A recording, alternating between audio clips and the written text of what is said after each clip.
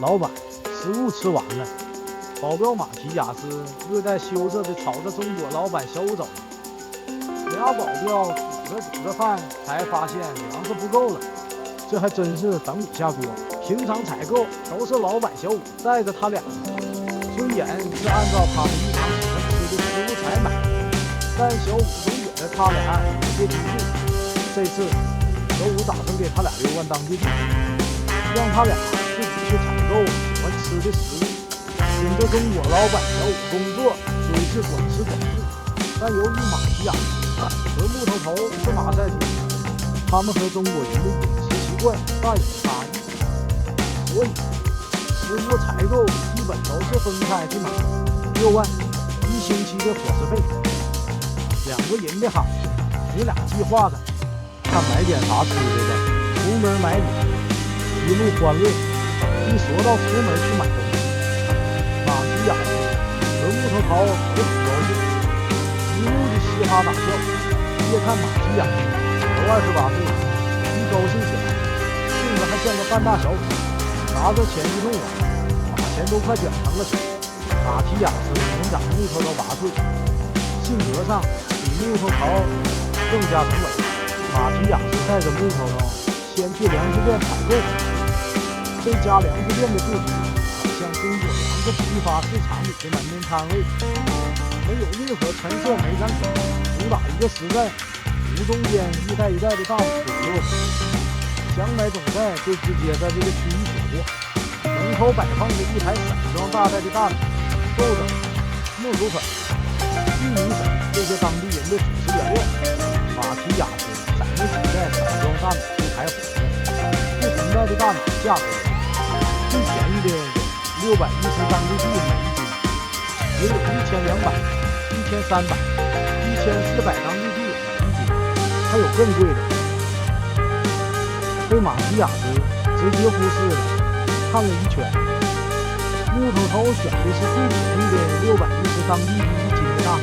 木头头依然还知道过日子得省钱，还节俭。马提亚斯又挑了220斤每袋的玉米，还有些当地人爱吃的豆腐，挑好肉上称。这家粮食店就是老是把马抬秤，先把货品放秤盘上，加马过去拉动，再根据刻度或者重量。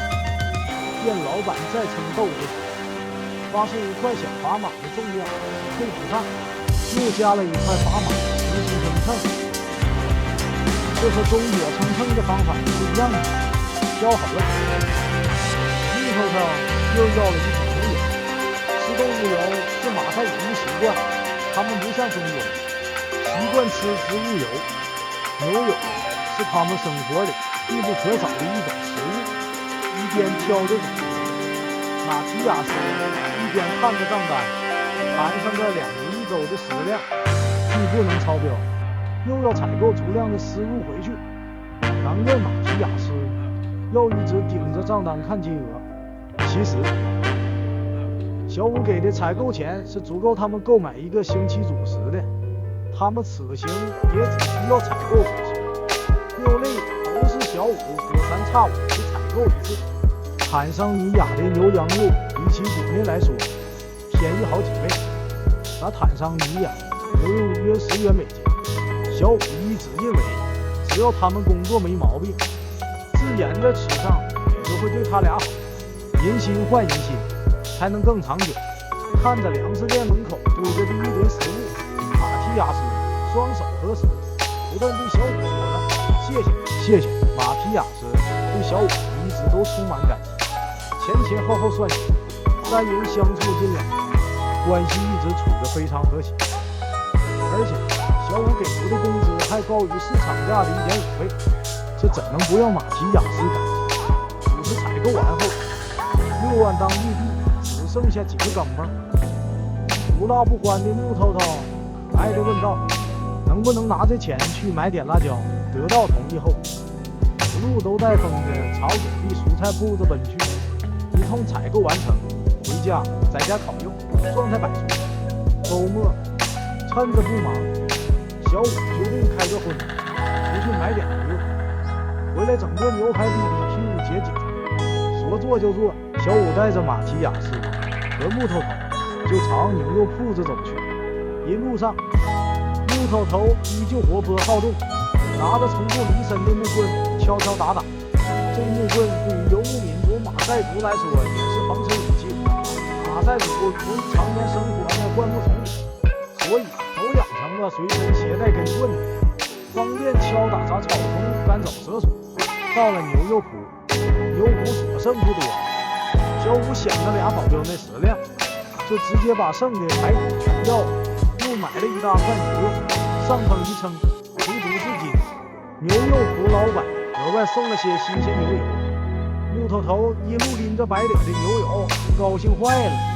要知道，牛油可是马赛族很重要、很珍贵的食物，一滴屁怎能少了饮料？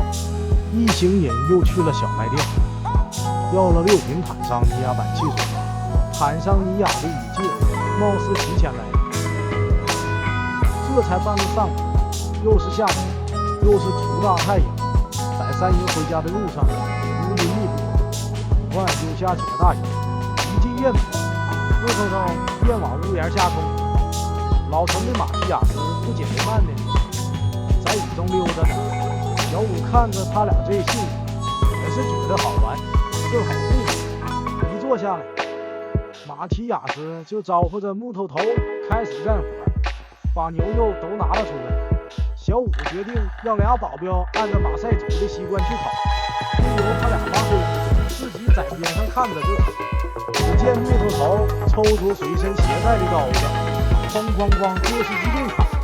牛骨比较硬，就算是木头头20岁的年轻小伙，也没能顺利砍断，硬是弹回了几次刀，才砍出几节来。没砍断之处，木头头也不识好，把刀丢一边，徒手掰了起来。果然是没有生活经验。在牛肉店里，马提亚斯让木头刀就在店里用机器把牛排骨给切好，可他就不，先要拿回来自己折腾。这回砍不断，掰不掉，扯不下来。马提亚斯无语之极，更是满脸嫌弃，看着被木头头砍得四处乱飞的肉末，马提亚斯那叫一个心疼，浪费败家。不想看不省心的木头头砍肉，马提亚斯走到一边去生火。马赛族的烤肉比较原始，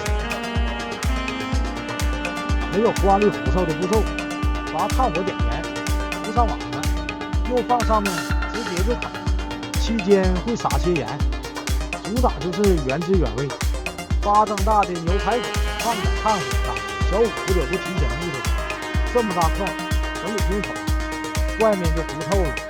这傻孩子就着炭火，直接在架子上开始两刀，又烫又啊，刀太钝，烫的木头头直摆手，勉强坚持点。我的妈，太烫了！熊孩子木头头今天是打算将营进行到底，边烤边撒盐，一抖，小半包盐全撒到一块牛排骨上，一句中国国粹顺口就说了出来。忙不迭地拿着架子夹起牛排骨，把上面的盐抖到炭火里，原本虎着望着看，一接触到盐，更是直冒火来。两人又是一阵忙天荒地的翻涌，又好像没洗，不行，这都烤了好一会儿，小五才发现又忘洗，现在咋办？还能咋办？都高温消毒呢，太担心了。是吧？真是应了中国的句老话，不干不净，吃了没病。看着大条牛肉开始卷烤，马提亚斯就迫不及待，木头头来了一块，看着顶多3分熟的肉，木头头竟然吃得有滋有味。小五看着他俩一人一块的大口吃着，也好奇烤的怎样，要来一块，结果没法吃，完全咬不动，吐出来时全是血水。小五强烈要求再烤烤，我是越来越旺，明火都冒了出来。木头刀赶紧找来塑料瓶子，盖上戳了个洞，朝着炭火就是几下之水，顿时青烟直冒。马提亚斯配合着不断翻肉，没有意外，又糊了。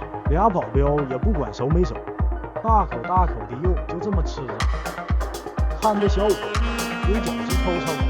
好吃吗？好吃。我看着不好吃，我还是等烤熟了再吃吧。又剩烫着。师哥开始搞笑上线，看着木头头递来的外焦的生的牛排骨，小五直摇头，怎么样？还是再等等。